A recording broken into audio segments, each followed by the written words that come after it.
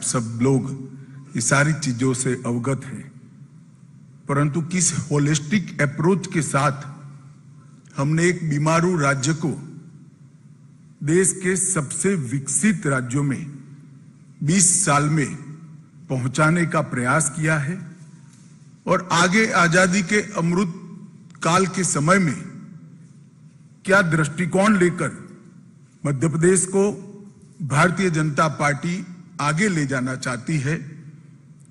मोदी जी ने देश के मध्य भाग, उत्तरी छोर और पूर्वी क्षेत्र को विकास के थ्रस्ट एरिया के रूप में पहचान कर जो विशेष प्रयास किए हैं, इसकी भी बात मैं करना चाहूंगा।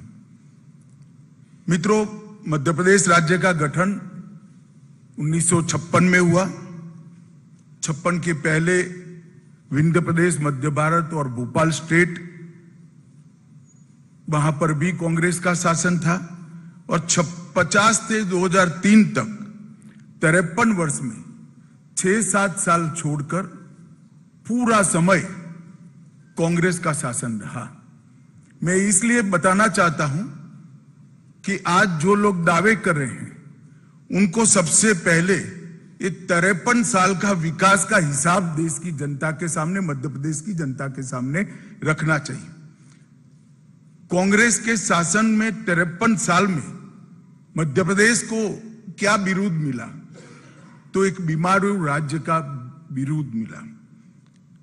1980 के दशक में एक जाने माने आर्थिक विश्लेषक श्री आशीष बोस ने राजीव गांधी जी को एक पेपर प्रस्तुत किया था।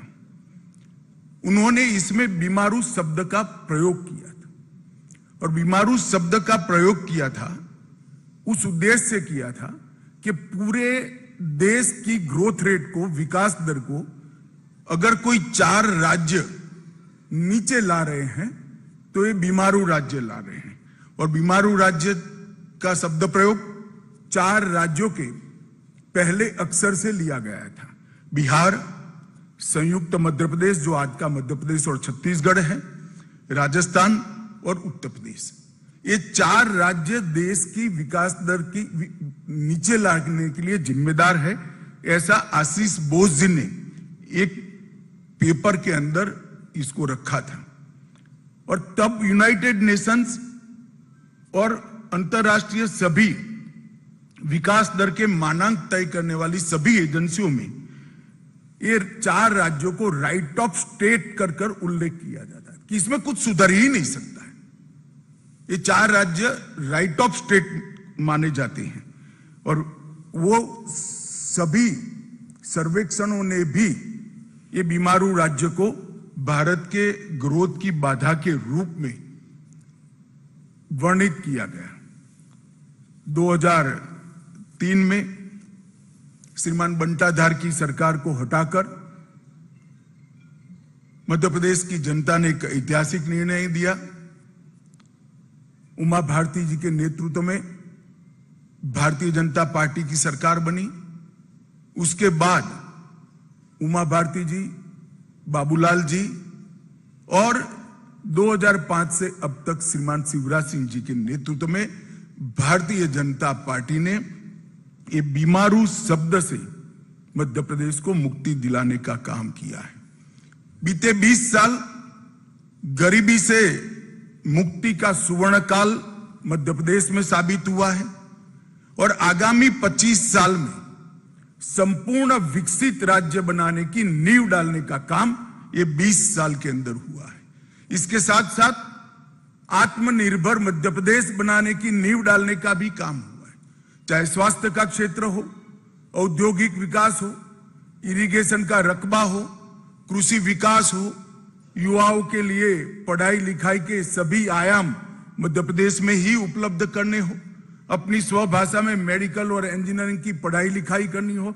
हर दृष्टि से एक आत्मनिर्भर मध्य प्रदेश बनाने का, एक नींव डालने का काम ये 20 साल में हुआ है और मैं मध्य प्रदेश की 9 करोड़ की जनता को भरोसा दिलाने आया हूं कि आने वाले अमृत काल का समय मध्य प्रदेश को देश के सबसे विकसित राज्यों की श्रेणी में रखने के लिए और संपूर्ण आत्मनिर्भर राज्य बनाने की दिशा में हम काम करेंगे। जो मध्य प्रदेश कभी बीमारू कहा जाता था, उसको अब बेमिसाल विकास का राज्य कहा जाता है। जो कभी बंटा धार माना जाता था, वो आज हर क्षेत्र में बुलंदियों पर खड़ा है। हर क्षेत्र को पिछड़ा माना जाता था, आज विकास के दृष्टि से हर पैरामीटर में मध्य प्रदेश आगे दिखाई पड़ता है। और कभी जिसको बर्बाद कर राइट ऑफ किया गया था, वो आज समृद्ध और खुशहाल राज्यों की श्रेणी में आया है। 20 साल में बिजली, पानी, सड़क, शिक्षा, स्वास्थ्य, अर्थव्यवस्था, सुशासन और कानून और व्यवस्था, ये सारे पैरामीटर्स के अंदर आमूल चूर परिवर्तन किया है।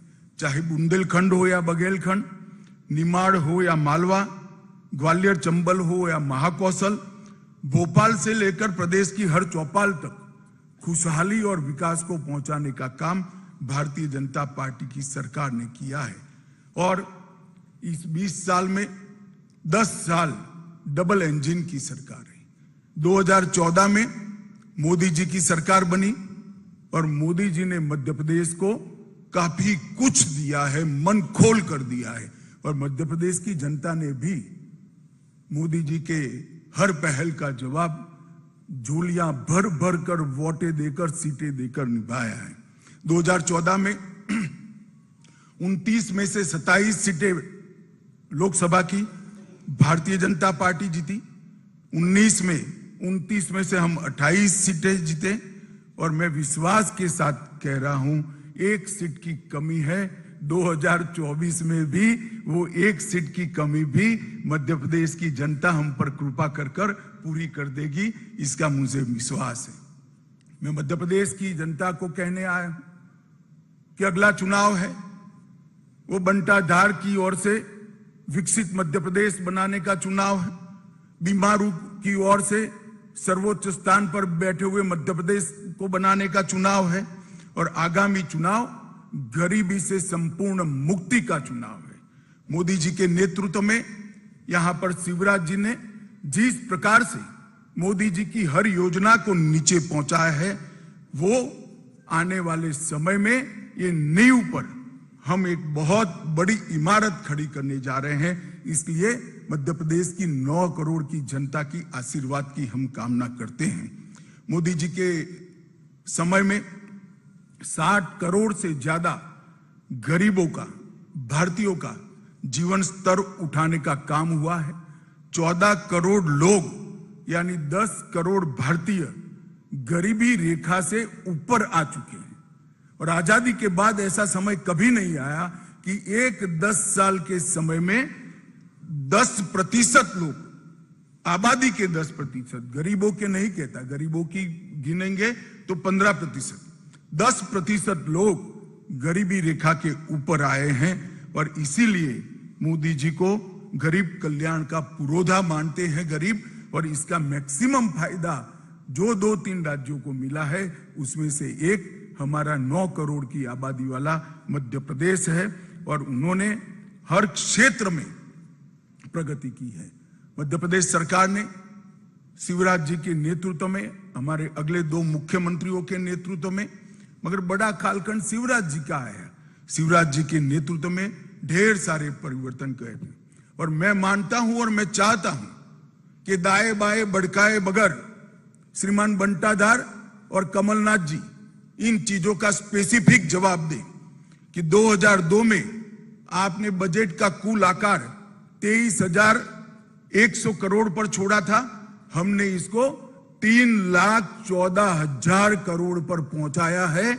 और ये वृद्धि का दर समग्र देश में दूसरे नंबर पर है। इसका जवाब कांग्रेसियों ने देना चाहिए। प्रदेश का शिक्षा का बजट 2,456 करोड़ से 38,000 करोड़ पर पहुंचा है।